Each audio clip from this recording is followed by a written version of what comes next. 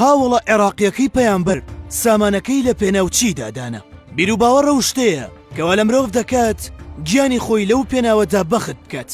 بیر و باوەڕی ئاینیش یەکێکە لەو ڕێگا سەختانەی کە تەنیا پیاوە گەورە و لە خۆبردووەکان تا کۆتاییەکەی گوزەریان کردووە.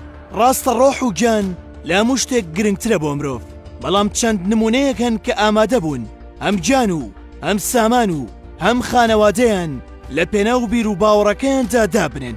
لە یەکێک لەو نمونانەدا سەرنج دەچێتە سەرهاوڵێکی پەیامبەری ئیسلام درودی خۆی لەسەر بێت کە کوڕی دەسەڵاتدارێک بووە لە عێراق و لە هەمان کاتدا کاربەدەستی کیسرای فارس بووە. ئەم هاوڵەی پەیامبەر ناوی سوهەیبی ڕۆمی بووە.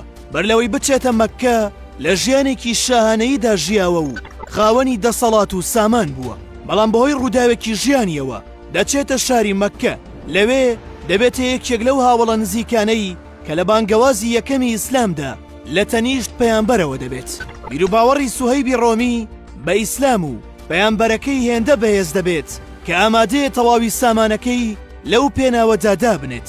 ئەوەش ئەو ڕۆژە دەسەلمێنێت کە پەیامبەر و هاوڵانی لە مەککەوە کۆچ دەکەن بۆ مەدینە، بەڵام خەڵکی مەککە ڕێگە نادەن سوهەیب کۆچ بکات.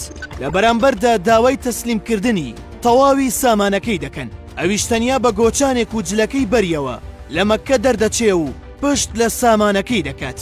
کاتێک ئەم هەواڵە دەگاتە پەیامبەری ئیسلام درودی خۆی لەسەر بێت، دوو جار دەڵێت سوهەیب بردیەوە، سوهەیب بردیەوە. پەیامبەری ئیسلام ئەم دوو وتەی بۆیە فەرموو تا ئەو کەسانی پێیان وابوو سوهەیب سامانەکەی دۆڕاندووە لەوە تێبگەن کە لە ڕێگەی باوەڕەکەیدا براوە بووە. ئەم پیاوە باوەڕدارە باشکۆچی دوایی پەیامبەریش خاوەنی ڕێز و شکۆ بووە لە ناو خەڵک و جێنشینەکانی پەیامبەردا. پاش 38 ساڵیش لە ڕووداوی کۆچ خۆشی بە یەکجاری کۆچ دەکا و لە شاری مەدینە ئاسپەردە دەکرێت.